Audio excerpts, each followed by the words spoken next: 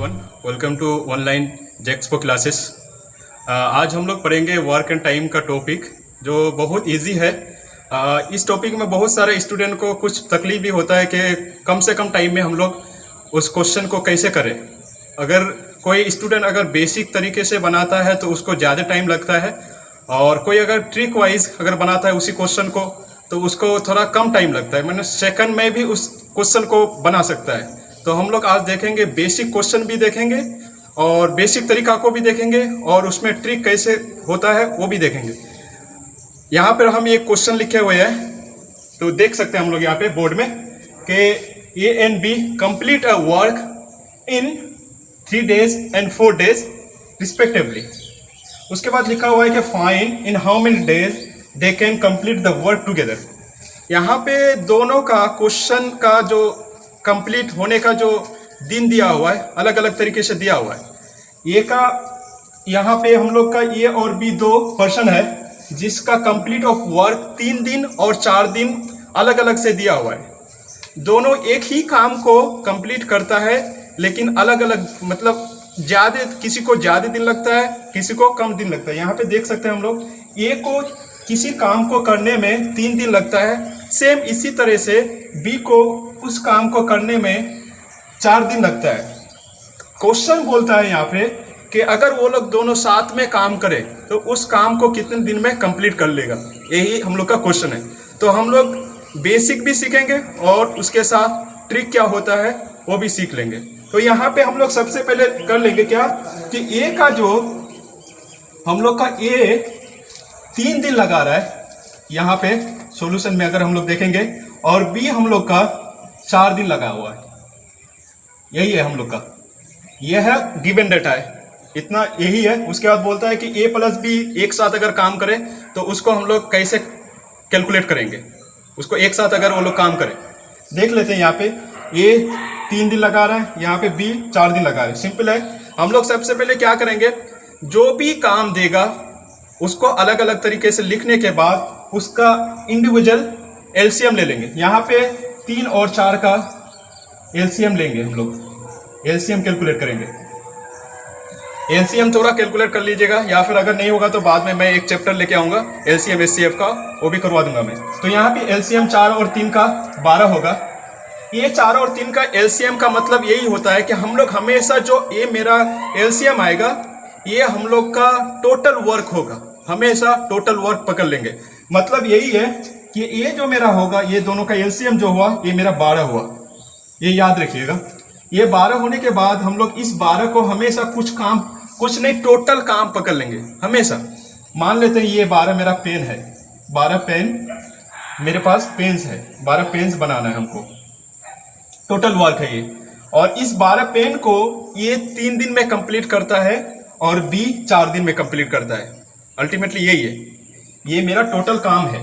Total काम को हमको ये 3 दिन में कंप्लीट कर देगा, और अगर बी अगर उस काम को अगर अकेले करे तो 4 दिन में कर देगा। तो इसका मतलब ये है कि हमको अगर देखिए, एक बात ये है, अगर वर्क एंड टाइम पढ़े ना तो वर्क एंड टाइम में हमेशा इंडिविजुअल का इफिशियंसी कैलकुलेट कर लीजिए, मतलब एक दिन का काम कैलकुलेट कर लीजिए, सारा क्वेश्चन का सॉल्यूशन वहीं से निकल आएगा। एक दिन का काम, तो यहां से एक दिन का काम क्या कैसे आएगा, यहां पर मैं एक फॉर्मूला लिख रहा हूं इफिशियंसी। यहां पे इफिशियंसी का मतलब अलग है। अगर मैं यहां पे इफिशियंसी का फॉर्मूला लिखूं वर्क एंड टाइम के लिए सिर्फ, अगर हम लोग दूसरी जगह फिजिक्स वगैरह पढ़ेंगे तो अलग कुछ हो जाएगा। नीचे लिखता हूं, यहाँ पे इफिशियंसी का फॉर्मूला हो जाएगा यहाँ पे total work divided by time. ये इस फॉर्मूला में एक चीज याद रखिएगा, जिसका हम इफिशियंसी निकालेंगे ये तो टोटल वर्क हम हमेशा लेंगे, ये कंफर्म है। लेकिन अगर इफिशियंसी अगर हम दोनों का निकाले तो दोनों का टाइम यहाँ पे समेशन होगा। अगर हम इफिशियंसी में अगर एक ए का निकाले, अगर मान लीजिए ए का इफिशियंसी निकालेंगे तो टाइम भी यहाँ पे ए का होगा।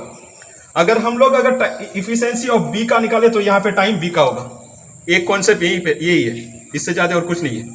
तो यहाँ पे अगर हम लोग अगर ए का इफिशियंसी अगर कैलकुलेट करें तो ये यहाँ पे लिख देता हूं मैं, और यहाँ पे ए लिख देता हूं, मतलब टाइम ऑफ ए और time of A, efficiency of A is equal to total work divided by time of A.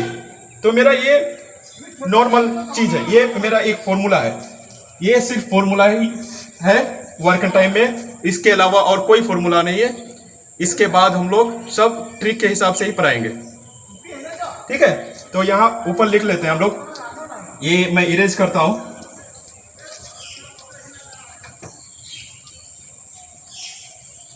Efficiency को हम लोग डायरेक्ट सिंबल से लिखेंगे। तो यहां पे मैं दिखा रहा हूं इफिशिएंसी ऑफ ए को ईटा ए मैं लिखूंगा। तो टोटल वर्क कितना है, टोटल वर्क मेरा है 12, यहां पे 12 लिखा मैं, और ए का टाइम कितना है 3 है, ठीक है। ये बढ़िया से एक क्वेश्चन को सीख लीजिए, उसके बाद आपको कुछ करने का जरूरत नहीं होगा, आप खाता पेन बेगर यूज किए हुए ये सब क्वेश्चन को कर सकते हैं, ठीक है। तो ये मेरा क्या हो गया, यूनिट देख लीजिए, यूनिट से भी बहुत टाइम पे क्वेश्चन कर लेंगे हम लोग। ये जो टोटल था मेरा ये 12 था, 12 का यूनिट था मेरा पेन्स, ठीक है। और ये मेरा 3 क्या है, ये 3 मेरा है डे, ठीक है। तो यूनिट मेरा ये इफिशिएंसी का क्या हो गया, यहाँ पे ये अगर टोटल मैं करूं तो ये 4 बार कट जाएगा, 4 आ गया, और इसका यूनिट क्या आएगा, pens per day, pens per day आया। तो मीनिंग यहाँ पे यही है, इफिशिएंसी ऑफ ए का मतलब यही है कि ए एक दिन में कितना काम कर सकता है, यही मीनिंग है। ये जो इफिशिएंसी आया मेरा 4, इफिशिएंसी ऑफ ए का मतलब 4 जो आया मेरा, यहाँ पे इफिशिएंसी ऑफ ए का मतलब है एक दिन का काम। एक दिन में ए 4 पेन बना सकता है, 12 में से एक दिन में कितना पेन ए बना सकता है, 4 पेन बना सकता है। इसी तरीके से हम लोग बी का भी कैलकुलेट कर लेंगे, यहाँ पे बी का कैलकुलेट कर लेते हैं। अगर इफिशिएंसी ऑफ बी का कैलकुलेट करें हम लोग तो क्या हो जाएगा, 12 होगा, और बी का टाइम कितना है मेरे पास 4 है, तो 4 लिखूंगा मैं यहाँ पे। उसके बाद ये आएगा 3 आएगा, और इसका यूनिट सेम होगा, pens per day, pens per day. तो ये आप लोग को इजी आएगा, या फिर आप जैसे कि सारा जैसे बेसिक जो मेथड है वो अलग तरीके से कर सकते हैं आप। ये अगर मेथड यूज करिएगा तो इसमें बहुत टाइम कम से कम लगेगा, मतलब यही है कि सेकंड में भी आप इस क्वेश्चन को कर सकते हैं। तो यहाँ पे मैं लिख देता हूँ जिसका जिसका इफिशिएंसी आया, ए का इफिशिएंसी 4 आया तो मैं पास में ही लिख देता हूँ 4, और बी का इफिशिएंसी आया 3। मतलब यही है कि ये एक दिन में 4 पेन बना सकता है, बी एक दिन में 3 पेन बना सकता है, ठीक है। ये क्वेश्चन को बढ़िया से समझ लीजिए, उसके बाद आप अपने आप कर सकते हैं सारे क्वेश्चन को। तो यहाँ पे मैं अगर कहूँ दोनों एक साथ अगर मिल के अगर एक दिन का काम अगर मैं पूछूं आप लोग से कितना होगा, आप लोग भी बता सकते हैं, यहाँ से देख के एकदम बता सकते हैं। ये एक दिन में अगर 4 पेन बना सकता है, बी अगर एक दिन में 3 पेन बना सकता है, तो दोनों जन मिल करके एक दिन में 7 पेन बना सकता है, ठीक है। तो यहाँ से मैं अगर कहूँ कि दोनों का इफिशिएंसी कितना है, क्योंकि अल्टीमेटली हमको फाइंड करना है कि दोनों एक साथ मिल करके काम को कितने दिन में कंप्लीट करेगा। तो मैं यहां से कह सकता हूं कि ए प्लस बी का इफिशिएंसी क्या हो जाएगा, 4 और 3 4 प्लस 3 ये 7 हो जाएगा। 7 का यूनिट सेम होगा मेरा, 7 का यूनिट होगा मेरा कि 7 पेन्स पर डे अगर दोनों मिल करके बनाए। तो यहां से जो मैं फॉर्मूला लिखा था कि टाइम दोनों का कितना लगेगा, दोनों को अगर एक साथ अगर मैं काम कराऊं तो टाइम का फॉर्मूला क्या हो जाएगा, total work TW by efficiency of A B, A plus B.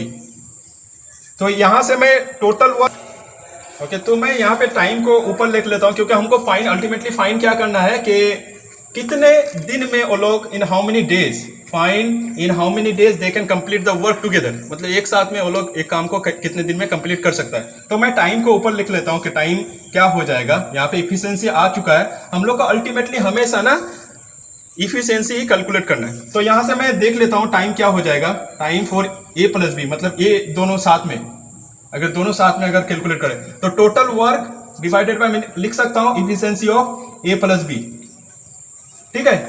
A plus B का इफिशिएंसी मेरे पास है कितना, 7 है, और टोटल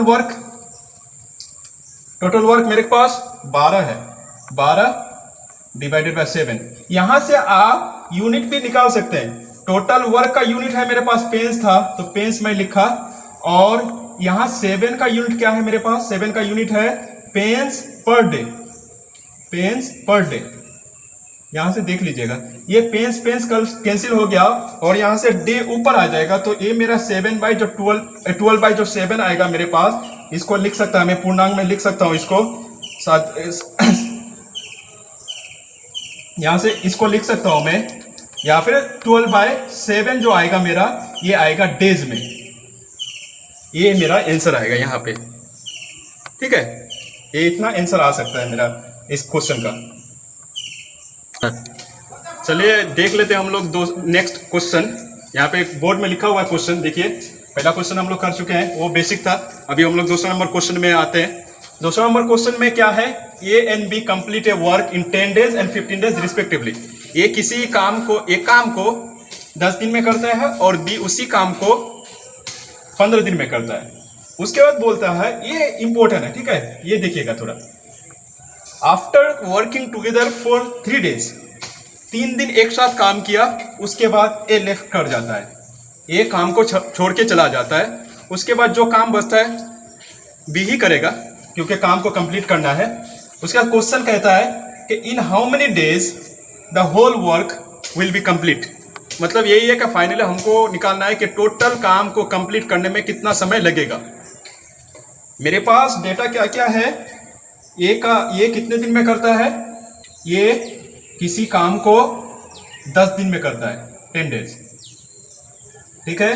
बी उसी काम को 15 दिन में करता है। ये दोनों डेटा है। मैं आप लोग को पहला क्वेश्चन में बताया था कि हमेशा जो मेरे पास जो डेटा रहेगा, जो इंडिविजुअल जो मेरा ये रहेगा, डेज रहेगा, उसका एलसीएम ले लेना है हमेशा। तो 10 और 15 का एलसीएम कितना हो जाएगा, 30 हो जाएगा।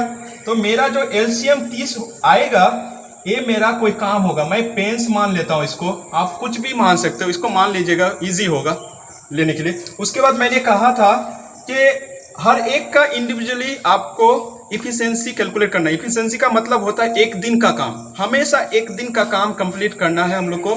अगर एक दिन का काम कंप्लीट हुआ तो आपका क्वेश्चन बन ही जाएगा, कोई दिक्कत नहीं होगा। तो मैं यहां से क्या करूंगा, 30 डिवाइडेड बाय 10, तो मेरा यहाँ पे 3 आएगा, ए का इफिशिएंसी 3 आएगा। और यहाँ पे क्या करूंगा मैं, 30 डिवाइडेड बाय 15, तो यहां से आएगा मेरा 2, यही है मेरा, ठीक है। तो यहां से इफिशिएंसी शॉर्टकट में करना है, ऐसा नहीं कि पूरा फिर आपको टाइम का या फिर इफिशिएंसी का फॉर्मूला लगाना है कि total work divided by time, efficiency जिसका लेंगे उसी का टाइम, वो आपको सिर्फ माइंड में रखना है, कैलकुलेट ये डायरेक्ट कर देना है। उसके बाद क्या करना है, क्वेश्चन में जाना है। आफ्टर वर्किंग टुगेदर 3 days, मतलब क्या, यहाँ पे इसका मतलब मैं आगे क्वेश्चन में ही समझाया था आप लोग को कि ये जो 3 और 2 आया, मेरा समेशन करके 5 आता है। मतलब यही है कि एक दिन में दोनों अगर मिल करके काम करे तो एक दिन में 5 पेन्स को बना सकता है। तो उन लोगों ने एक दिन नहीं 3 दिन साथ में काम किया। मतलब 3 दिन काम करने का मतलब एक दिन में अगर 5 काम करता है तो 3